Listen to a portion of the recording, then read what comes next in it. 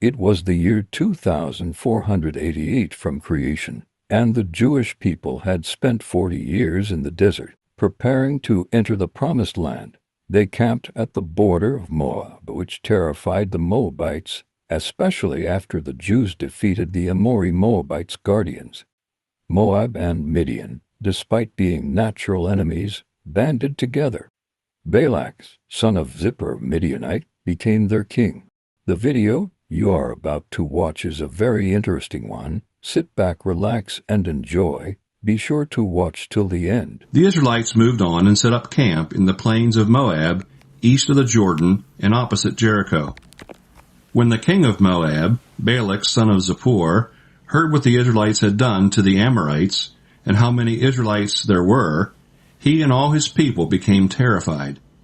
The Moabites said to the leaders of the Midianites, "This horde will soon destroy everything around us, like a bull eating the grass in a pasture." So King Balak sent messengers to summon Balaam, son of Beor, who was at Pethor, near the Euphrates River, in the land of Ammon. They brought him this message from Balak. "I want you to know that a whole nation has come from Egypt. Its people are spreading out everywhere and threatening to take over our land. They outnumber us, so please come and put a curse on them for me. Then perhaps we will be able to defeat them and drive them out of the land. I know that when you pronounce a blessing, people are blessed, and when you pronounce a curse, they are placed under a curse." So the Moabite and Midianite leaders took with them the payment for the curse, went to Balaam, and gave him Balak's message. Balaam said to them, "Spend the night here, and tomorrow I will report to you whatever the Lord tells me." So the Moabite leaders stayed with Balaam. God came to Balaam and asked, "Who are these people that are staying with you?" He answered, "King Balak of Moab has sent them to tell me that a people who came from Egypt has spread out over the whole land. He wants me to curse them for him, so that he can fight them and drive them out." God said to Balaam, "Do not go with them, and do not put a curse on the people of Israel, because they have my blessing." The next morning Balaam went to Balak's messengers and said, "Go back home. The Lord has refused to let me go with you." So they returned to Balak and told him that Balaam had refused to come with them.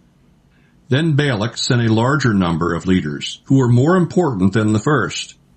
They went to Balaam and gave him this message from Balak. "Please don't let anything prevent you from coming to me. I will reward you richly and do anything you say. Please come and curse these people for me." But Balaam answered, "Even if Balak gave me all the silver and gold in his palace, I could not disobey the command of the Lord my God in even the smallest matter. But please spend the night, as the others did, so that I may learn whether or not the Lord has something else to tell me."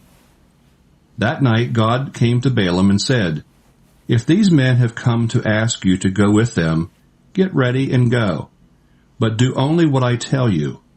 So the next morning Balaam saddled his donkey and went with the Moabite leaders. Victorious Bible Home. God was angry that Balaam was going, and as Balaam was riding along on his donkey, accompanied by his 2 servants, the angel of the Lord stood in the road to bar his way. When the donkey saw the angel standing there holding a sword, it left the road and turned into the fields. Balaam beat the donkey and brought it back onto the road. Then the angel stood where the road narrowed between 2 vineyards, and had a stone wall on each side. When the donkey saw the angel, it moved over against the wall and crushed Balaam's foot against it. Again Balaam beat the donkey. Once more the angel moved ahead. He stood in a narrow place where there was no room at all to pass on either side. This time, when the donkey saw the angel, it lay down. Balaam lost his temper and began to beat the donkey with his stick. Then the Lord gave the donkey the power of speech, and it said to Balaam, "What have I done to you? Why have you beaten me these 3 times?" Balaam answered, "Because you have made a fool of me. If I had a sword, I would kill you."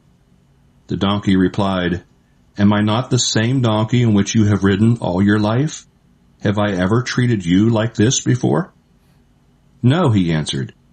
Then the Lord let Balaam see the angel standing there with his sword, and Balaam threw himself face downward on the ground.